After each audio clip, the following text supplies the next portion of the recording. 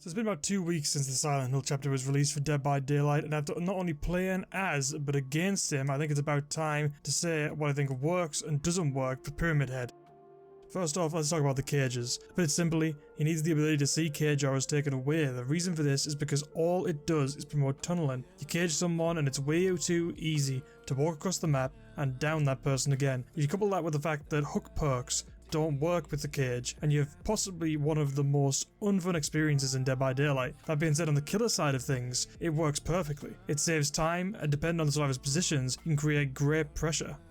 One of the things that from a killer side is that you should manage when you shouldn't and should use the cages. Since the mini-Mori or the final judgment is linked to the torment and cage ability, sometimes it's better to hook a survivor rather than cage them. It's because hooking them keeps them in the torment mode, ready for the final judgment.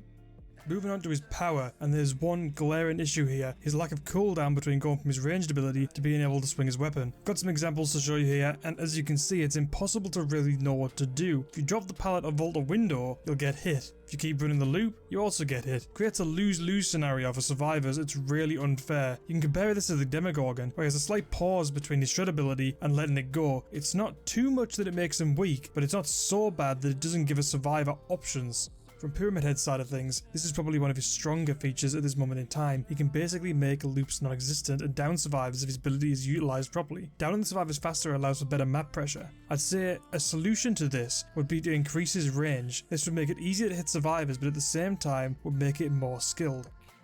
Despite all this, I actually find Pyramid Head really fun to play. Hitting someone with his ranged attack through a wall feels really rewarding. From a survivor side of things, like playing against him, obviously ignoring his flaws, feels quite scary. With a few small changes, I feel he could really fit in well and become one of the more fun killers in the game. Now let's talk about what perks work best with him. First off, I've gone with Save the Best for last. The reason I use Save the Best for last is because at the moment, you'll be baiting your power, making survivors run through pallets. This allows you to get your stacks quickly. Also, you won't lose stacks from his ranged attack, so even if a survivor drops the pallet, you can rest assured your stacks won't be harmed.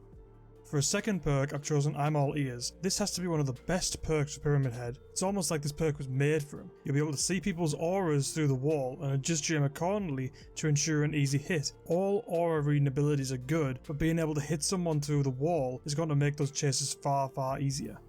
Perk 3 will be Nurse's Calling. When survivors are injured, your ranged attack will come in handy. Not only will Nurse's Calling allow you to catch the survivor being healed, but you'll also be able to hit the healer. It won't always pay off, but if you find some careless survivors healing next to you, you can dispense quick justice to down them easily. Lastly, I've gone with Whispers. I'm a big fan of Whispers because it helps with finding survivors. Like the pig, I would use Whispers to work out what gen survivors are on and use your ranged attack to see if you can score some sneaky hits. Whispers saves a lot of time even if the survivors aren't on the gen. You can easily work out if someone's still in the area. There are some perks where you can switch out. If you aren't a fan of Save the Best for last, I'd suggest switching out for Modern Abuse. Monitor will allow you the ability to sneak up on a gen and maybe land a hit on multiple survivors with the range attack. You can also switch out Whispers for Barbecue and Chili. However, the reason I've chosen Whispers for my build is because the cages mean you won't always get the best value from Barbecue.